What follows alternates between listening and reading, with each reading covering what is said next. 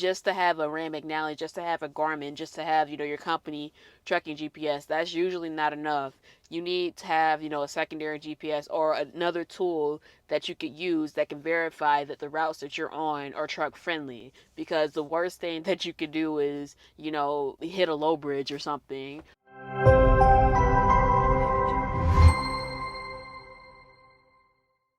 Hello everyone, it's Taja here and I'm back with another banger today. So this video is actually a request made by one of my subscribers. She wanted to know how do I trip plan and could I do a tutorial video about how I trip plan. So that's what I plan on doing. And that was actually a very great question, so shout out to her. I'm surprised I didn't think about doing a video about this. But yes, trip planning is very important, and to be honest with you, when you are a rookie driver, a lot of rookie drivers, they don't know how to trip plan effectively. And I am still a rookie driver myself, and I'm not perfect. I'm still learning as I go, don't get me wrong. But I am grateful to be at a company where, you get plenty of time to do your deliveries, so trip planning isn't that hard. And when you're on a dedicated account, it actually makes trip planning very, very easy. But before I can actually get into trip planning, one thing that I should mention, everybody who is a rookie driver, well, every truck driver in general should have access to a road atlas. So what a road atlas is basically, it's a map that shows all the truck friendly routes. It shows all the low bridges.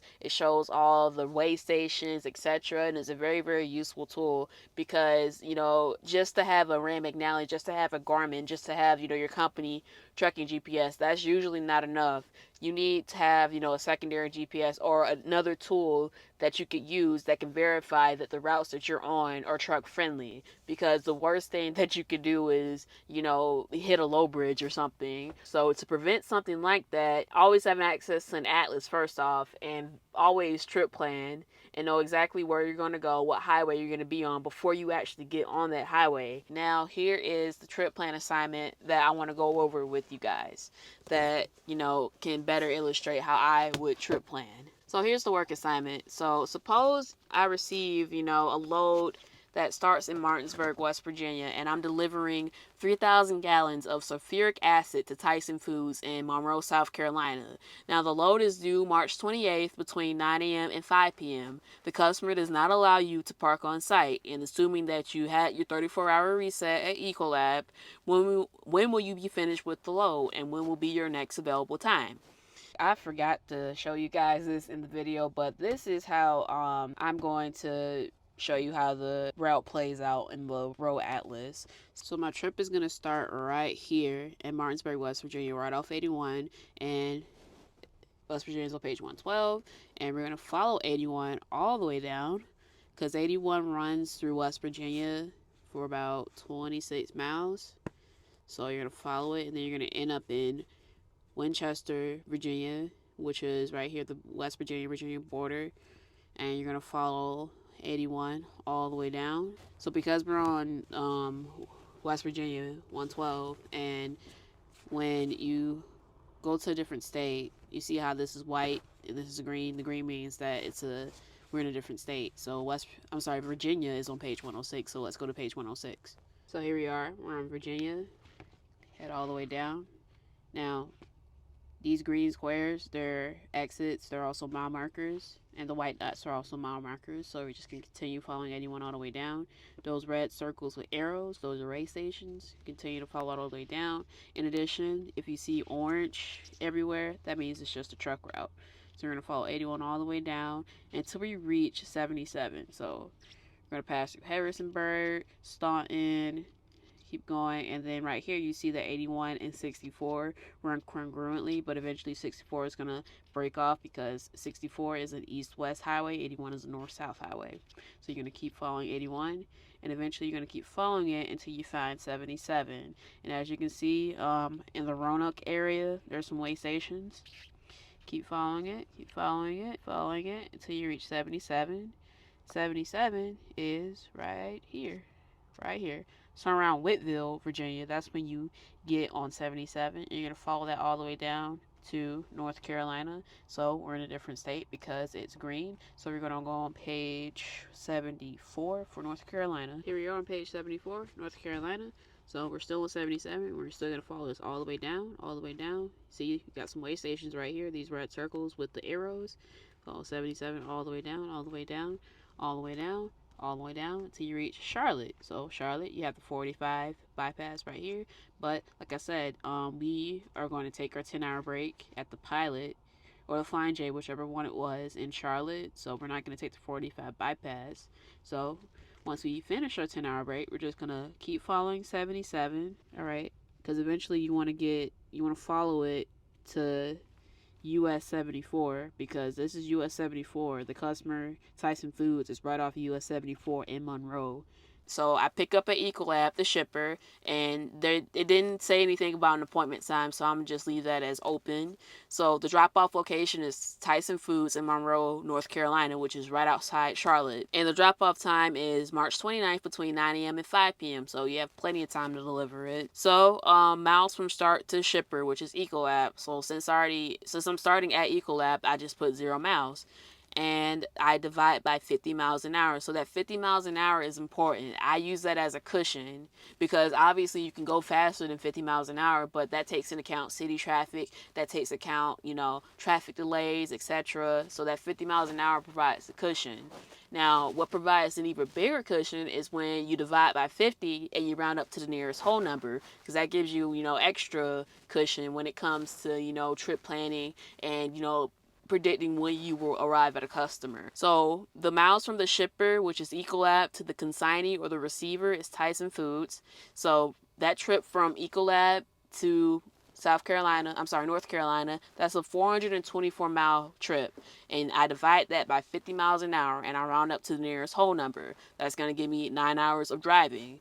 Now, I put the miles from the consignee, which is Tyson Foods, back to Ecolab. That's also, again, 424 miles. So 424 miles each way. I divide it by 50. Once again, that's 9 hours. Round up to the nearest whole number. So the total drive hours from Ecolab to my consignee is 9 hours. And the total drive hours from Ecolab back to Ecolab is 18 hours. So I start this work assignment on Wednesday, 3/27. So I'm going to go on duty at 3 a.m. in the morning. And the reason why I like to go on duty early is because, as truck drivers, parking is limited. So you always want to start early so you can finish early so you have a spot at the truck stop. And that's just how I prefer it. Some people, they like to take chances. They prefer driving when the sun's out.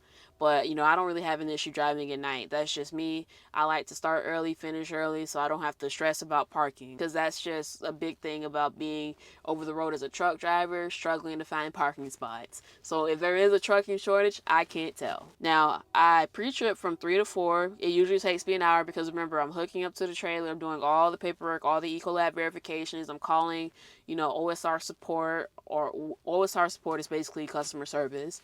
Making sure I'm clear to leave the yard. I'm checking the top of that trailer using that heavy fall protection PPE. Yeah, all that usually takes 1 hour for me to do.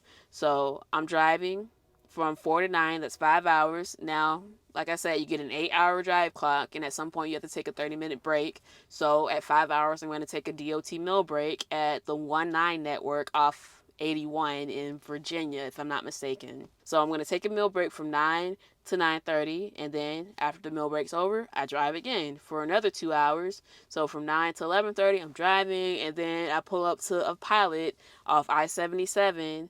I think I'm still in Virginia at that point. If not, I'm probably in the beginning of North Carolina. I fuel at the Pilot from 11:30 to noon. All right, cool. So then I just keep driving. And then at some point I end up, in Charlotte, North Carolina, because I-77 brings you through Charlotte, through the city. Now, you do have the option of, taking the 485 bypass around Charlotte to get to the customer, but because the delivery is due tomorrow between 9 and 5 a.m., what I'm going to do is just shut it down at that Pilot in Charlotte, because I am going to get to that Pilot at around 1 p.m. that afternoon. Should be plenty of parking for me. I don't have to struggle to find spots. So I park my truck. I do my post trip from 1 to 1:30. I go off duty for my DOT break, which minimum is 10 hours, but it's going to be longer than 10 hours. So the next day is Thursday, March 28th. So I go on duty at 7:30 in the morning. I do my pre-trip from 7:30 to 8, and then I drive to the customer, because the customer is about 45 minutes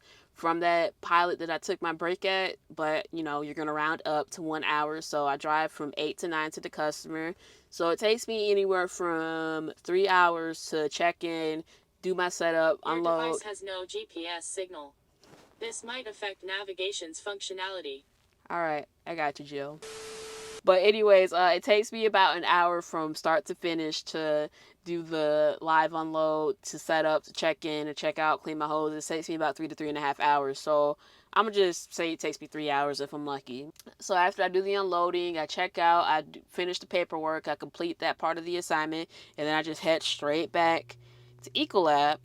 All right, so yeah, I'm just driving from 12 to 4, 4 hours straight. And then at some point, I expect to arrive at a Flying J in Fort Criswell, Virginia, between 4 to 4:30. So I do my post trip from 4:30 to 5, and I take my 10-hour DOT break, and I go off duty. That's the end of the day for me. And then, you know, it's around 4 o'clock, so that's when truck stops get packed. So I think I'm good at parking right there. So, you know, I take my break, should be good to go. And then Friday, which is March 29th, I go on duty at 5 a.m. in the morning. I do my pre-trip from 5 to 5:30. I drive from 5:30 to 10:30. I predict that I'm going to arrive at Ecolab on March 29th on a Friday at 10:30 a.m. in the morning. I do my post trip once I arrive at Ecolab from 10:30 to 11:30. So as for my 70-hour DOT clock, you subtract that from 26 and a half hours. So I should have 43 and a half hours left in my 70-hour DOT clock. So upon time I reach my final stop, this is how many hours I should have on my 11-hour clock. I should have 6 hours left